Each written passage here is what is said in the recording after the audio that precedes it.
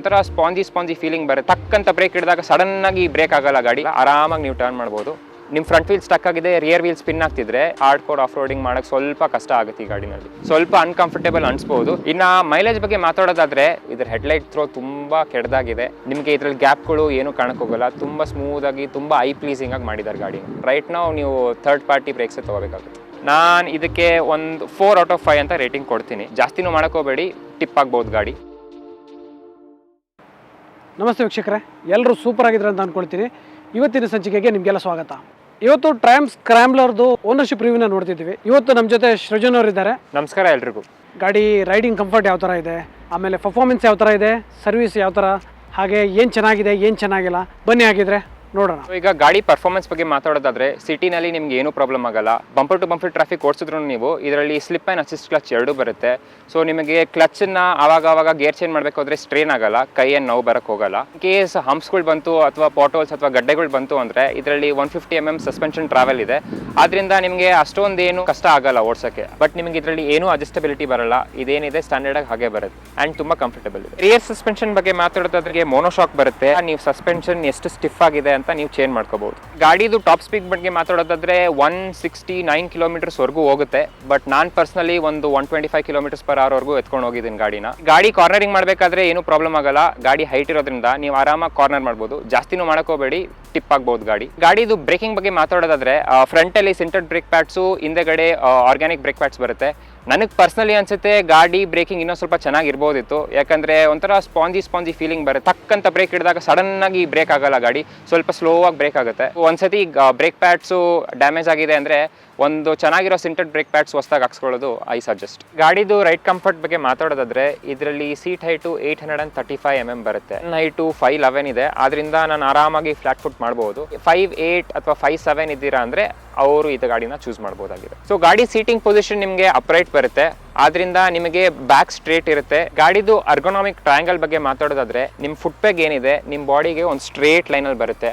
ಆದ್ರಿಂದ ನಿಮಗೆ ಬೆನ್ ನೋವು ಆ್ಯಂಡ್ ದೆನ್ ಅಗ್ರೆಸಿವ್ ಪೊಸಿಷನ್ ಇಂದ ನಿಮಗೆ ವ್ರಿಸ್ಟ್ ಪೇನ್ ಬರೋದೆಲ್ಲ ಅವಾಯ್ಡ್ ಆಗುತ್ತೆ. ಗಾಡಿದ ಹ್ಯಾಂಡಲ್ ಬಾರ್ ಬಗ್ಗೆ ಮಾತಾಡೋದಾದ್ರೆ ಇದು ಟಾಲ್ ಆ್ಯಂಡ್ ವೈಡ್ ಬರುತ್ತೆ. ಆ್ಯಂಡ್ ನಿಮಗೆ ಸಿಟಿನಲ್ಲಿ ಟರ್ನ್ ತಗೋಬೇಕಾದ್ರೆ ಅಷ್ಟೊಂದು ಕಷ್ಟಪಡೋದು ಅವಶ್ಯಕತೆ ಇಲ್ಲ, ಆರಾಮಾಗಿ ನೀವು ಟರ್ನ್ ಮಾಡ್ಬೋದು, ತುಂಬ ಕಂಫರ್ಟೇಬಲ್ ಇದೆ. ಆಫ್ ರೋಡಿಂಗ್ ಬಗ್ಗೆ ಮಾತಾಡೋದಾದ್ರೆ ನೀವು ಲೈಟ್ ಆಫ್ ರೋಡಿಂಗ್ ಆರಾಮಾಗಿ ಮಾಡ್ಬೋದು. ರೋಡ್ಗಳು ಮುರಿದಿರೋ ಟಾರ್ ರೋಡ್ಗಳು ಆ ಥರ ಏನಾದರೂ ಇದ್ರೆ ನೀವು ಆರಾಮಾಗಿ ಓಡಿಸ್ಕೊಂಡು ಹೋಗ್ಬೋದು, ಏನೂ ತೊಂದರೆ ಆಗಲ್ಲ. ಹಾರ್ಡ್ ಕೋರ್ ಆಫ್ ರೋಡಿಂಗ್ ಮಾಡೋದಿದ್ರೆ ಈ ಗಾಡಿ ಅವ್ರಿಗೋಸ್ಕರ ಅಲ್ಲ. ಹಾರ್ಡ್ ಕೋರ್ ಆಫ್ ರೋಡಿಂಗ್ ಮಾಡೋಕ್ಕೆ ಸ್ವಲ್ಪ ಕಷ್ಟ ಆಗುತ್ತೆ ಈ ಗಾಡಿನಲ್ಲಿ. ABS ಬಗ್ಗೆ ಮಾತಾಡೋದಾದ್ರೆ ನಿಮಗೆ ಸ್ವಿಚಬಲ್ ABS ಬರುತ್ತೆ, ಬಟ್ ನೀವು ಬರೀ ರಿಯರ್ ವೀಲ್ದು ABS ನ ಸ್ವಿಚ್ ಆಫ್ ಮಾಡ್ಬೋದಾಗಿದೆ. ಟ್ರಾಕ್ಷನ್ ಕಂಟ್ರೋಲ್ ಕೂಡ ಇದೆ, ಟ್ರಾಕ್ಷನ್ ಕಂಟ್ರೋಲ್ ಸ್ವಿಚಬಲ್ ಇದೆ. ಟ್ರಾಕ್ಷನ್ ಕಂಟ್ರೋಲ್ ಏನಕ್ಕೆ ಸ್ವಿಚ್ ಆಫ್ ಮಾಡೋದಂತ ಹೇಳಬೇಕಂದ್ರೆ ನಿಮಗೆ ಫಾರ್ ಎಕ್ಸಾಂಪಲ್ ಇವಾಗ ನೀವು ಆಫ್ ರೋಡಿಂಗ್ ಮಾಡ್ತಿದ್ದೀರಾ ಆ್ಯಂಡ್ ಸ್ವಲ್ಪ ಕೊಚ್ಚೆ ಥರ ರೋಡ್ ಇದೆ, ಗಾಡಿ ಏನಾದರೂ ಸಿಗಾಕೊಂತು ಅಂದರೆ ನಿಮ್ಮ ಫ್ರಂಟ್ ವೀಲ್ ಸ್ಟಕ್ ಆಗಿದೆ, ರಿಯರ್ ವೀಲ್ ಸ್ಪಿನ್ ಆಗ್ತಿದ್ರೆ ನಿಮಗೆ ಟ್ರಾಕ್ಷನ್ ಕಂಟ್ರೋಲ್ ಏನು ಮಾಡುತ್ತೆ, ಇಂಟರ್ವೀನ್ ಆಗಿಬಿಟ್ಟು ಸ್ಪಿನ್ ಆಗೋದನ್ನು ನಿಲ್ಲಿಸ್ಬಿಡುತ್ತೆ.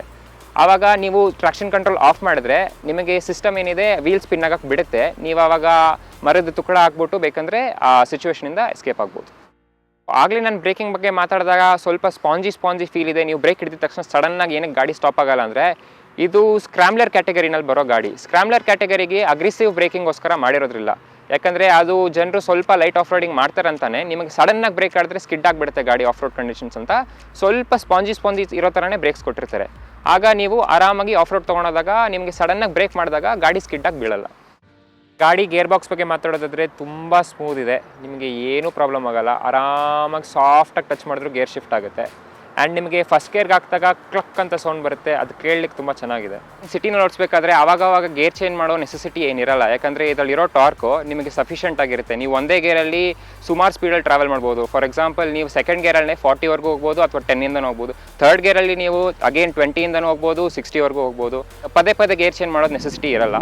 ನೀವು ಮಾಡಬೇಕಾದ್ರೂ ಇದರಲ್ಲಿ ಸ್ಲಿಪ್ ಆ್ಯಂಡ್ ಅಸಿಸ್ಟ್ ಕ್ಲಚ್ ಇರೋದ್ರಿಂದ ನೀವು ಆರಾಮಾಗಿ ಮಾಡ್ಬೋದು, ನಿಮ್ಮ ಕೈಗೆ ಏನು ಸ್ಟ್ರೈನ್ ಆಗೋಕ್ಕೆ ಬರಲ್ಲ. ಈ ಗಾಡಿನ ಲಿಕ್ವಿಡ್ ಕೂಲಿಂಗ್ ಇಂಜಿನ್ ಬರೋದ್ರಿಂದ ರೇಡಿಯೇಟರ್ ಫ್ಯಾನ್ಸ್ ಆವಾಗ ಆನ್ ಆಗ್ತಿರುತ್ತೆ. ಅದ್ರ ಗಾಳಿನೂ ನಿಮ್ಮ ಕಾಲಿಗೆ ಬರುತ್ತೆ, ಬಟ್ ಅದು ನಿಮ್ಗೆ ಅಷ್ಟೊಂದು ಫೀಲ್ ಆಗಲ್ಲ. ಅದರಿಂದ ನಿಮ್ಗೇನು ಕಷ್ಟ ಆಗಲ್ಲ, ನೀವು ಆರಾಮಾಗಿ ಓಡಿಸ್ಕೊಂಡು ಹೋಗ್ಬೋದು. ಹೈವೇ ರೈಡ್ ಬಗ್ಗೆ ಮಾತಾಡೋದಾದ್ರೆ ನಿಮಗೆ ಹೈವೇನಲ್ಲಿ ಒಂದು 80 to 100 km/h ಓಡಿಸ್ತಿದ್ರೆ ನಿಮ್ಮ ಸ್ಪೀಡು ನಿಮಗೆ ಒಂದು 28 to 30 km/L ಮೈಲೇಜ್ ಕೊಡುತ್ತೆ. ಕ್ರೂಸ್ ಸ್ಪೀಡು ಈ ಗಾಡಿನಲ್ಲಿ ಆರಾಮಾಗಿ ಒಂದು 110 ಅಷ್ಟೊತ್ತಿಗೂ ಹೋಗ್ಬೋದು. ನೀವು 110ಗಿಂತ ಜಾಸ್ತಿ ಹೋದ್ರೆ ಸ್ವಲ್ಪ ಕಾಲ ಹತ್ರ ವೈಬ್ರೇಷನ್ ಶುರು ಆಗುತ್ತೆ, ಸ್ವಲ್ಪ ಅನ್ಕಂಫರ್ಟೇಬಲ್ ಅನ್ಸ್ಬೋದು. ಇನ್ನು ಮೈಲೇಜ್ ಬಗ್ಗೆ ಮಾತಾಡೋದಾದ್ರೆ ಸಿಟಿನಲ್ಲಿ ಬಂಪರ್ ಟು ಬಂಪರ್ ಟ್ರಾಫಿಕ್ ಅಲ್ಲಿ ಓಡಿಸಿದ್ರೆ ನಿಮ್ಗೊಂದು 20 ರಿಂದ 22 ಕಿಲೋಮೀಟರ್ ಕೊಡುತ್ತೆ. ರೋಡ್ಗಳು ಸ್ವಲ್ಪ ಫ್ರೀಯಾಗಿ ಸಿಕ್ತು, ಸ್ವಲ್ಪ ಆರಾಮಾಗಿ ಓಡಿಸಿದ್ರಿ, 4000 RPM ಒಳಗಡೆ ಗೇರ್ ಚೇಂಜ್ ಮಾಡ್ತಿದ್ದೀರಾ ಅಂದರೆ ನಿಮಗೆ ಹತ್ತತ್ರ 26 ಕಿಲೋಮೀಟರ್ವರೆಗೂ ಕೊಡುತ್ತೆ.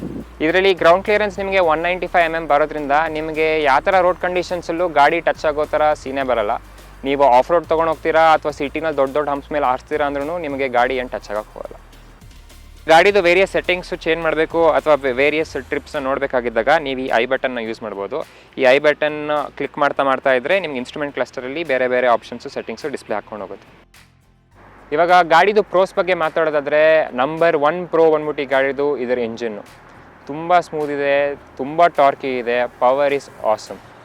ಸೆಕೆಂಡ್ ಪ್ರೋ ಬಂದ್ಬಿಟ್ಟು ಇದ್ರ ಸಸ್ಪೆನ್ಷನು ತುಂಬ ಸಾಫ್ಟ್ ಏನು ಅನಿಸಲ್ಲ, ತುಂಬ ಹಾರ್ಡ್ ಅಂತಲೂ ಏನು ಅನಿಸಲ್ಲ, ಪರ್ಫೆಕ್ಟ್ ಆಗಿದೆ. ಸಿಟಿಗೆ, ಮೈಲ್ಡ್ ಆಫ್ ರೋಡಿಂಗ್ಗೆ, ಹೈವೇಗೆ ಒಂದು ಒಳ್ಳೆ ಕಾಂಬಿನೇಷನ್ ಇದೆ ಈ ಸಸ್ಪೆನ್ಷನಲ್ಲಿ. ನಿಮಗೆ ಇದ್ರ ಥರ್ಡ್ ಪ್ರೋ ಬಗ್ಗೆ ಮಾತಾಡೋದಾದರೆ ನಾನು ಇದ್ರ ಬಿಲ್ಟ್ ಆ್ಯಂಡ್ ಫಿನಿಶ್ ತುಂಬ ಚೆನ್ನಾಗಿದೆ ಅಂತ ಹೇಳ್ತೀನಿ. ಇದ್ರ ಪಾರ್ಟ್ಸ್ ಏನಿದೆ ತುಂಬ ರಿಫೈನ್ಡ್ ಆಗಿದೆ. ನಿಮಗೆ ಪ್ಲಾಸ್ಟಿಕ್ ಪಾರ್ಟ್ಸನ್ನು ನೋಡೋಕ್ಕೋದ್ರೆ ತುಂಬ ಏನು ಚೀಪಾಗಿ ಏನು ಅನಿಸಲ್ಲ. ನಿಮಗೆ ಇದರಲ್ಲಿ ಗ್ಯಾಪ್ಗಳು ಏನೂ ಕಾಣಕ್ಕೋಗಲ್ಲ, ತುಂಬ ಸ್ಮೂದಾಗಿ ತುಂಬ ಐ ಪ್ಲೀಸಿಂಗಾಗಿ ಮಾಡಿದ್ದಾರೆ ಗಾಡಿನ. ಫೋರ್ತ್ ಪ್ರೋ ನಿಮಗೆ ನಾನು ಇದು ರೈಡ್ ಕಂಫರ್ಟ್ ಅಂತ ಹೇಳ್ತೀನಿ. ಇದು ತುಂಬ ಕಂಫರ್ಟೇಬಲ್ ಇದೆ. ಹೈವೇನಲ್ಲಿ ತುಂಬ ಲಾಂಗ್ ಹೋಗಂಗಿದ್ರೆ ಸ್ವಲ್ಪ ಅನ್ಕಂಫರ್ಟೇಬಲ್ ಅನ್ಸ್ಬೋದು, ಬಟ್ ಶಾರ್ಟ್ ಟ್ರಿಪ್ಸ್ ಒಂದು 300-400 ಕಿಲೋಮೀಟರ್ಸ್ ಆದರೆ ನಿಮಗೆ ಏನೂ ಪ್ರಾಬ್ಲಮ್ ಆಗಲ್ಲ. ಸಿಟಿಲಂತೂ ತುಂಬ ಬ್ಯೂಟಿಫುಲ್ ಇದೆ. ಸೀಟ್ ತುಂಬ ಸಾಫ್ಟ್ ಆಗಿದ್ರೂ ನಿಮಗೆ ಏನು ಬ್ಯಾಕ್ ಪೇಯ್ನ್ ಆ ಥರ ಏನೂ ಫೀಲ್ ಆಗೋಕ್ಕೆ ಹೋಗಲ್ಲ. ನಾನು ಸಿಟಿನಲ್ಲಿ ಒಂದು 50 ಕಿಲೋಮೀಟರ್ ಬಂಪರ್ ಟು ಬಂಪರ್ ಟ್ರಾಫಿಕಲ್ಲಿ ಓಡಿಸಿದ್ರು ನಮಗೇನು ಬಾಡಿ ಪೇನ್ ಏನು ಬಂದಿಲ್ಲ ಇದುವರೆಗೂ. ಇನ್ನೊಂದು ಸ್ಮಾಲ್ ಪ್ರೋ ಬಂದ್ಬಿಟ್ಟು ನಿಮಗೆ ಈ ಗಾಡಿನಲ್ಲಿ ಇದರ ಎಕ್ಸಾಸ್ಟ್ ನೋಟ್ ಚೆನ್ನಾಗಿದೆ ಕೇಳೋಕ್ಕೆ. ಆಕ್ಸಲರೇಟ್ ಮಾಡಿಬಿಟ್ಟು ಥ್ರಾಟಲ್ ಡೌನ್ ಮಾಡಿ ಇಂಜಿನ್ ಬ್ರೇಕಿಂಗ್ ಯಾವಾಗ ಎಂಗೇಜ್ ಆಗುತ್ತೆ ನಿಮಗೆ ಆವಾಗ ಎಕ್ಸಾಸ್ಟ್ ನೋಟ್ ತುಂಬ ಚೆನ್ನಾಗಿ ಕೇಳಕ್ಕೆ ಬರುತ್ತೆ.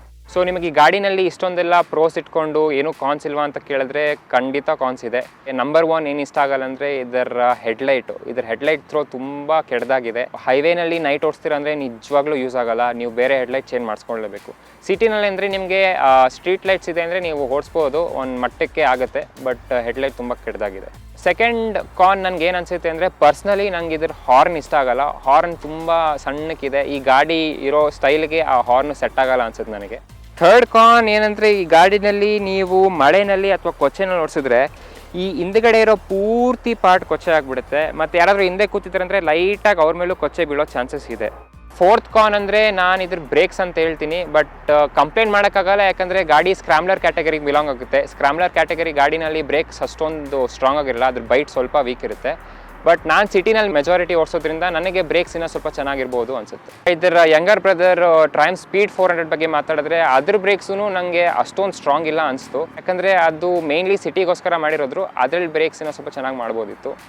ಆ್ಯಂಡ್ ನಿಮಗೆ ಬ್ರೇಕ್ಸ್ ಚೇಂಜ್ ಮಾಡಬೇಕಂದ್ರೆ ನೀವು ಈಸಿಲಿ ಅದ್ರ ಬ್ರೇಕ್ನ ಇದಕ್ಕೆ ಸ್ವಾಪ್ ಮಾಡ್ಬೋದಿತ್ತು, ಬಟ್ ರೈಟ್ ನಾವು ನೀವು ಥರ್ಡ್ ಪಾರ್ಟಿ ಬ್ರೇಕ್ಸೇ ತೊಗೋಬೇಕಾಗುತ್ತೆ. ಬ್ರೇಕ್ಸ್ ಬಗ್ಗೆ ಮಾತಾಡೋಕ್ಕೆ ಹೋದಾಗ ಹಾಗೆ ನನಗೆ ಸಿಟಿನಲ್ಲಿ ಓಡಿಸೋದ್ರಿಂದ ಈ ಗಾಡಿನೇ ಬೇಕಿತ್ತು ಅಂತ ನೆಸೆಸಿಟಿ ಇರಲಿಲ್ಲ.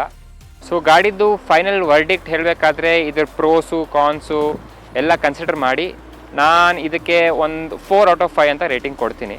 ಈ ಗಾಡಿ ಯಾರು ತೊಗೋಬೋದು ಅಂದರೆ ಮೇನ್ಲಿ ಸಿಟಿನಲ್ಲಿ ಓಡಿಸೋದು, ಲೈಟಾಗಿ ಹೈವೇನಲ್ಲಿ ಅಥವಾ ಲೈಟಾಗಿ ಆಫ್ ರೋಡ್ ಮಾಡೋರು ಆ ಥರ ಯಾರಾದರೂ ಇದ್ದರೆ ಈ ಗಾಡಿನ ಈಸಿಲಿ ಕನ್ಸಿಡರ್ ಮಾಡ್ಬೋದಾಗಿದೆ. ಸೊ ಇಷ್ಟೊತ್ತು ನೀವು ವಿಡಿಯೋ ನೋಡಿದ್ರೆ ಅಂದರೆ ಇಷ್ಟ ಆಗಿರುತ್ತೆ ಅಂದ್ಕೊಳ್ತೀನಿ.